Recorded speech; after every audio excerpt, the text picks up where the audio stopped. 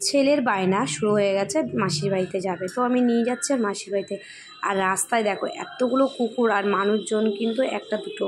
আমি কুকুরগুলো দেখে ভীষণ ভয় পাচ্ছি যে যদি কামড়িয়ে দেয়, বাচ্চাগুলো নিয়ে যাচ্ছি। কতগুলো দেখেছো দল বেঁধে বেঁধে রয়েছে, বাবা আমি তো ভয় পেয়ে গেছি। তো তোমরা নিশ্চয়ই ভয় পেয়ে যাবো তোমাদের সামনে থাকলেও।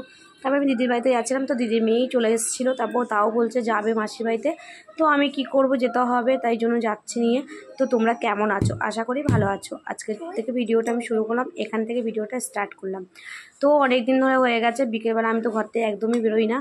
তো যেই একটু ফাঁকা পেয়েছি, মানে ছেলের বায়নাতে যে একটু ফাঁকা পেয়েছি আর একটু বেরিয়ে গেছি, কারণ যেহেতু আমার যাওয়ার তো কোনো জায়গা নেই দিদির বাড়ি ছাড়া, তাই দিদির বাড়িতেই যাচ্ছি। আর দেখো আমার দিদির মেয়ে কোলে উঠে গেছে আমার ছোট ছেলে, আর নামতে চাইছে না। ও দিদি বলছে হেঁটে হেঁটে চলো, হেঁটে হেঁটে ও যাবে না। তো দিদি বলছে আমার দিদি হচ্ছে কি জ্বালা, কি বলবো। আর মেঘলা মেঘলা করছে, জানি না যদি বৃষ্টি পড়ছে ঝিরিঝিরি, যদি জোরে পড়ে। তারপরে দেখো আমার দিদির ছেলে মাছ ধরছে আর হাসছে, আমি একটু বকাবকি দিলাম, ঠিক আছে। আর সত্যি কথা কী বলতো, পুকুরটা ভীষণ পরিমাণে মাছ আছে। আর যখন বৃষ্টি হয় না, মাছগুলো পুরো উপরে ভেসে ওঠে, মানে সাঁতার বাটার কাটে। তো পুকুরে মাছ থেকে ও চলে এসছে, আর অনেকেই মাছ ধরে।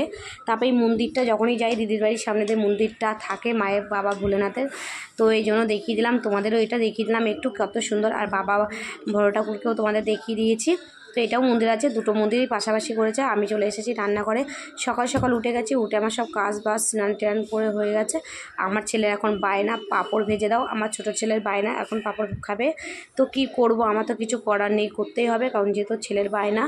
তো ছেলেরা বায়না করলে তো মাদের করতে দিতেই হবে, কিচ্ছু করার নেই।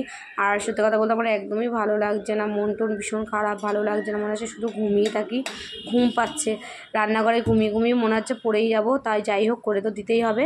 ছেলেরা খেতে চেয়েছে, তো আমি বসিয়ে দিয়েছি কড়াই, আর এবার গ্যাসটা ধরাবো, গড়িয়ে দিয়ে পাঁপড় ভেজে দেবো।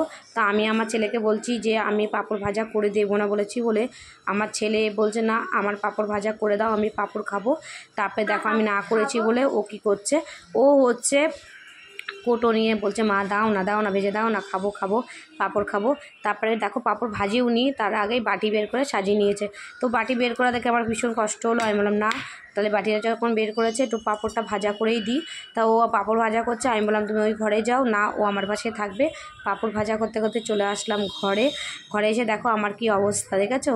আমার একদমই শরীরটা ভীষণ খারাপ, আর ভালো লাগছে না যে কিছু করি, শুধু মনে হচ্ছে চুপচাপ বসে থাকি একটা জায়গায়, নিরিবিলি জায়গায় যে বসে থাকি, যে আমাকে কেউ চেনে না। আর মেয়ে হওয়া যে কি জ্বালা, কি বলবো, মেয়েদের কত দায়িত্ব।